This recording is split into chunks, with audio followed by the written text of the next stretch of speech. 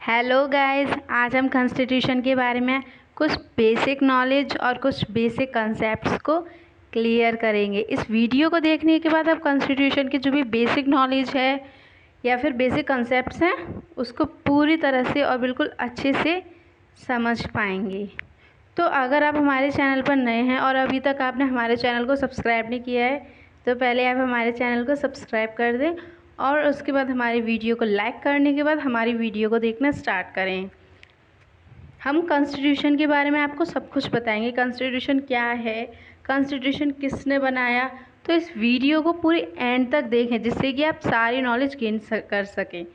Constitution जब भी हम देखते हैं या हमारे माइंड में आता है तो हमें 2 डेट्स सबसे पहले याद आती हैं। वो कौन कौन सी डेट्स हैं?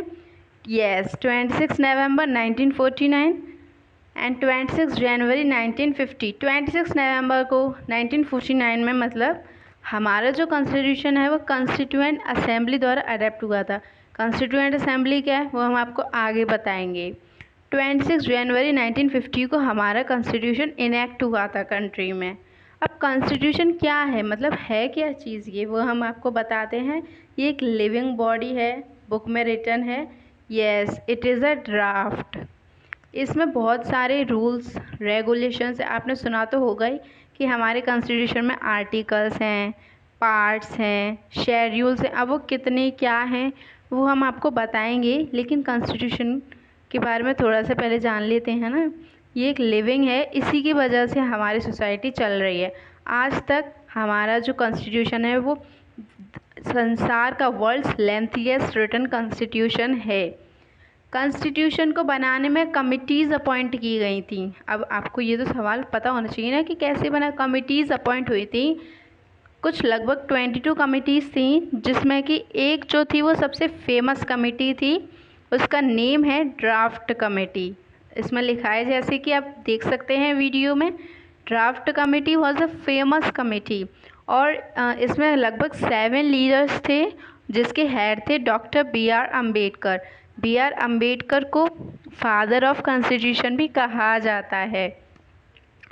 और भी कुछ बहुत सारी कमिटीज़ थी, एक के हेड पंडित जवाहरलाल नेहरू भी जी थे, लेकिन वो सब नॉर्मल थी, लेकिन ड्राफ्ट कमेटी सबसे इम्पोर्टेंट थी।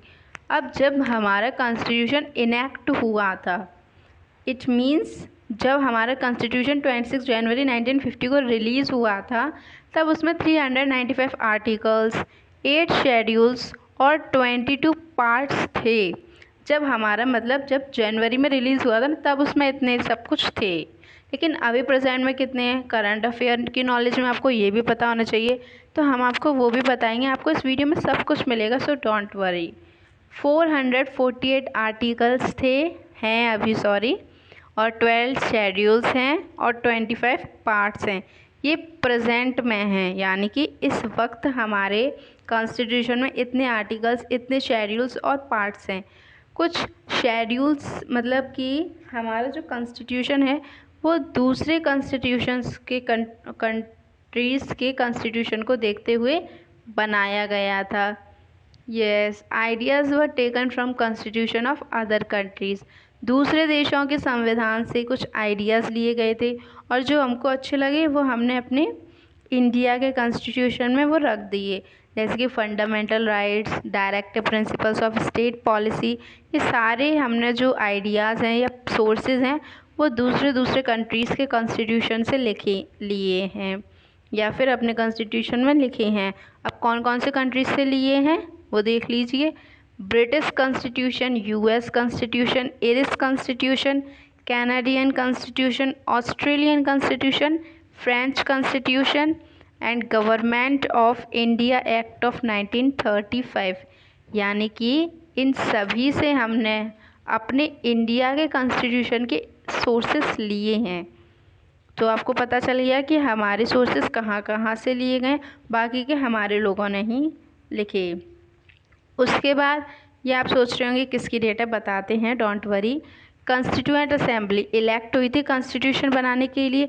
इसका सबसे पहले कॉन्स्टिट्यूएंट असेंबली को रखने का प्रस्ताव M.N. रॉय ने दिया था। कॉन्स्टिट्यूएंट असेंबली की फर्स्ट मीटिंग जो है वो 9 दिसंबर 1946 को हुई थी।